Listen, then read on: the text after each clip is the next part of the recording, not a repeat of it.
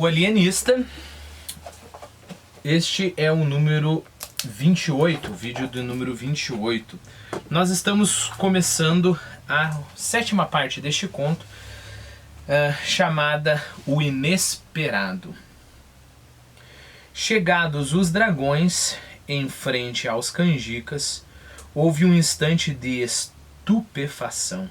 Os canjicas não queriam crer que a força pública fosse mandada contra eles, mas o barbeiro compreendeu tudo e esperou. Os dragões pararam, o capitão intimou a multidão que se dispersasse, mas, conquanto uma parte dela estivesse inclinada a isso, a outra parte apoiou fortemente o barbeiro, cuja resposta consistiu nestes termos alevantados: Não! Não nos dispersaremos. Se quereis os nossos cadáveres, podeis tomá-los, mas só os cadáveres. Não levareis a nossa honra, o nosso crédito, os nossos direitos e com eles a salvação de Itaguaí. Nada mais imprudente do que essa resposta do barbeiro, e nada mais natural. Era a vertigem das grandes crises. Era a vertigem das grandes crises. Nas grandes crises você sente um tipo de tontura, um tipo de desfalecimento, que você acaba cometendo esse tipo de ato imprudente e natural para esse contexto. Talvez fosse também um excesso de confiança na abstenção das armas por parte dos dragões. Nunca que eles vão usar arma contra a gente. Confiança que o capitão dissipou logo, mandando carregar sobre os canjicas. Como assim carregar sobre os canjicas? A gente não está falando nem de carregar as armas, né? Mandando carregar para intimidar os canjicas. Não é isso. Carregar pode ser atacar.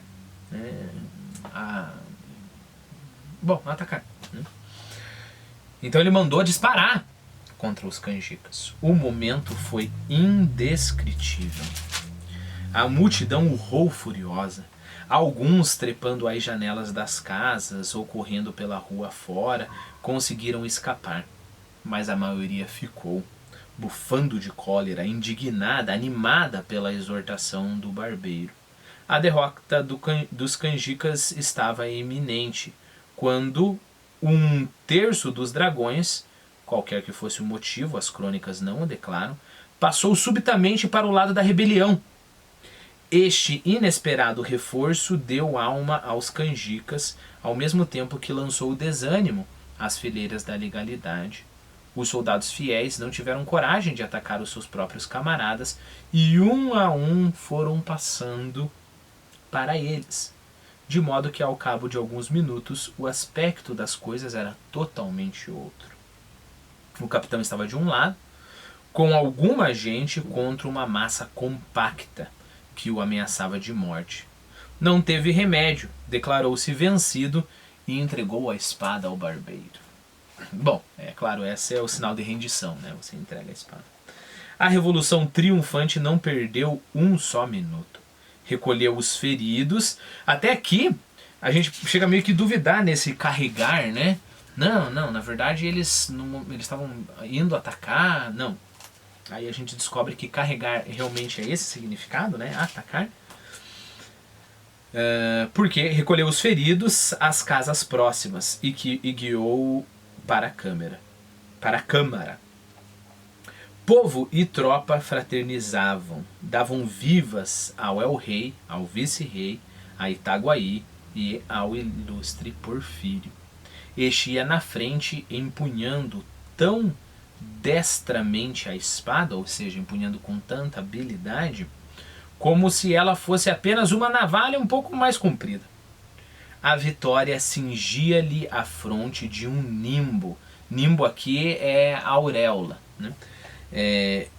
A vitória cingia-lhe a fronte de um nimbo misterioso. No final do vídeo eu falo sobre nimbo, é interessante. A dignidade de governo começava a enrijar-lhe os quadris. Então ele já começava a andar mais duro, porque agora ele era um homem de comando. Os vereadores, às janelas, vendo a multidão e a tropa, cuidaram que a tropa capturara a multidão. E sem mais exame, entraram a votar uma petição ao vice-rei para que mandasse dar 1 mês de soldo aos dragões, cujo denodo, ou seja, bravura, salvou Itaguaí do abismo a que tinha lançado uma uma cáfila de rebeldes, uma corja de rebeldes. Esta frase foi proposta por Sebastião Freitas, o vereador dissidente, cuja defesa dos canjicas tanto escandalizara os colegas.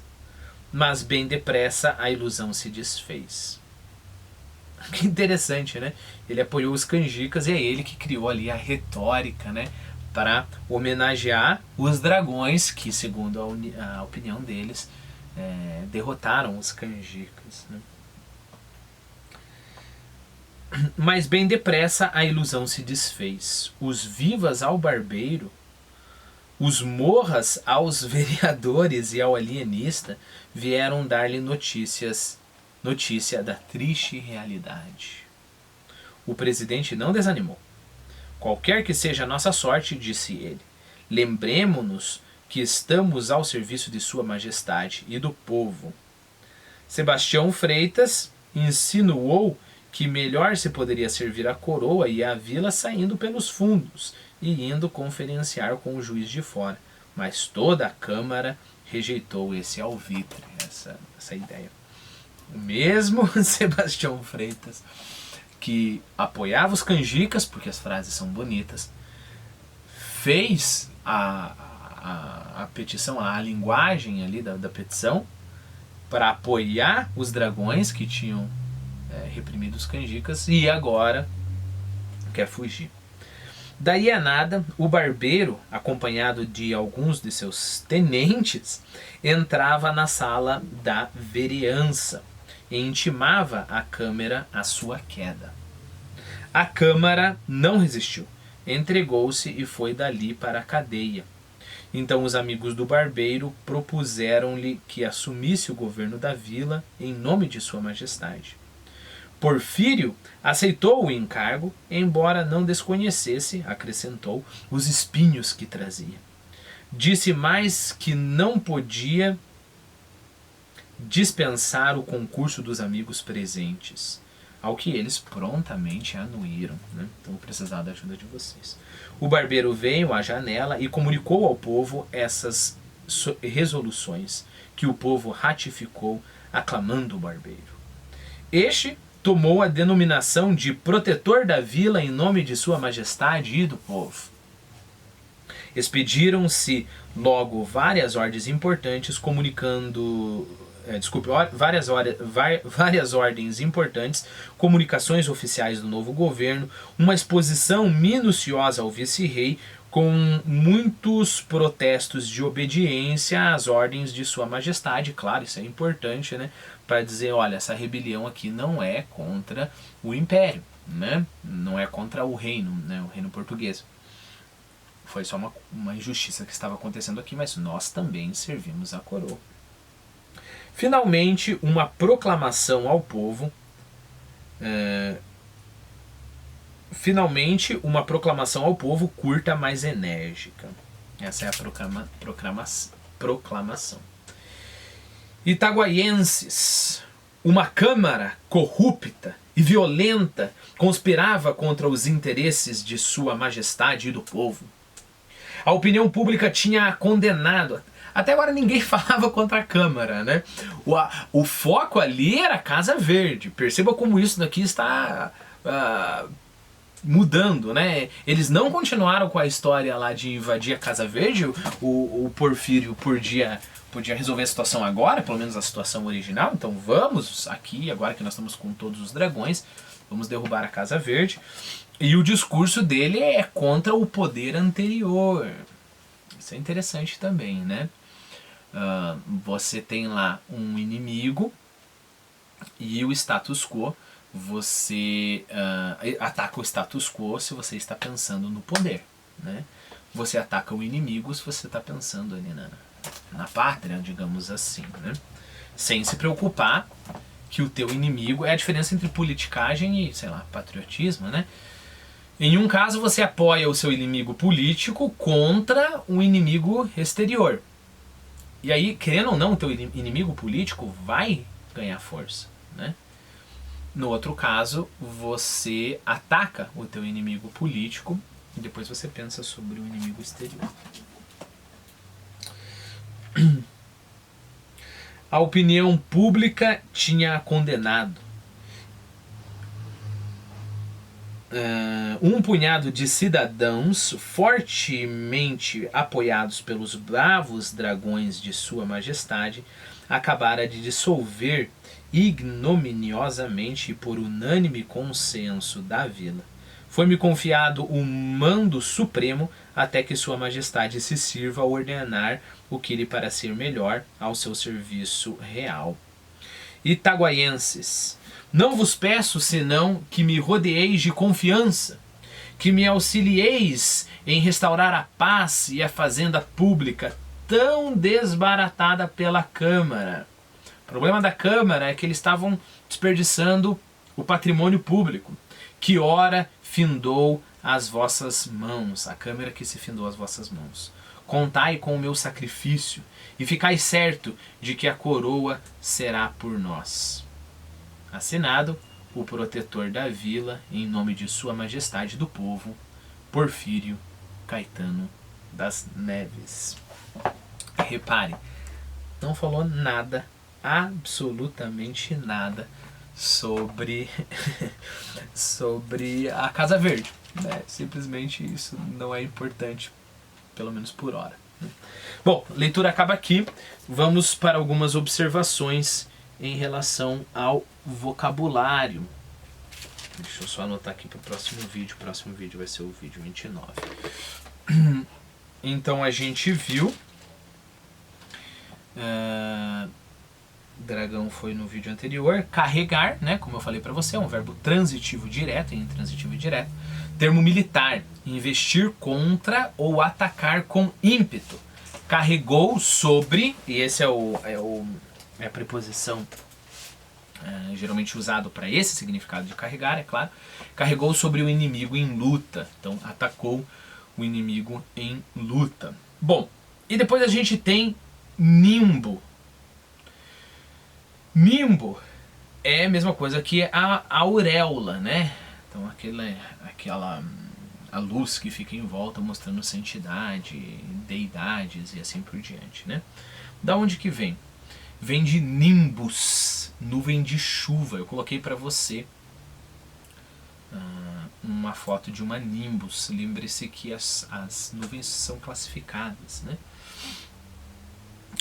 Por exemplo, se é uma nuvem mais rala, se é uma nuvem compacta, se é uma nuvem alta ou baixa, né? Então a nimbus é a nuvem de chuva. Nuvem que envolve os deuses na mitologia grega.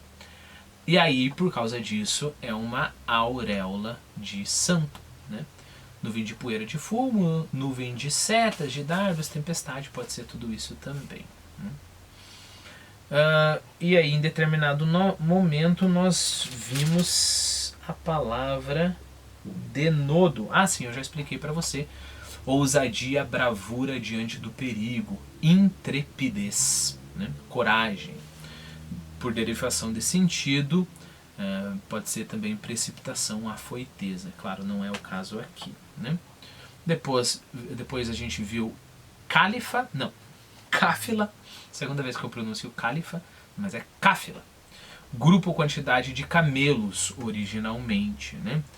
E aí poderia ser uma caravana de mercadores da África ou na Ásia, transportada por camelos. E aí, por derivação de sentido, nós temos um grupo, uma multidão de coisas ou pessoas.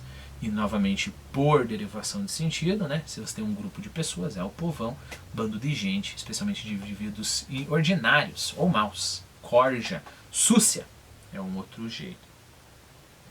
E aí eu coloquei aqui ignominioso, que causa ignomínia,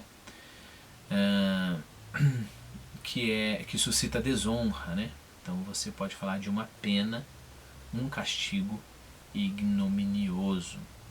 Pode ser também o que provoca horror, vergonha. A vista da miséria é ignominiosa.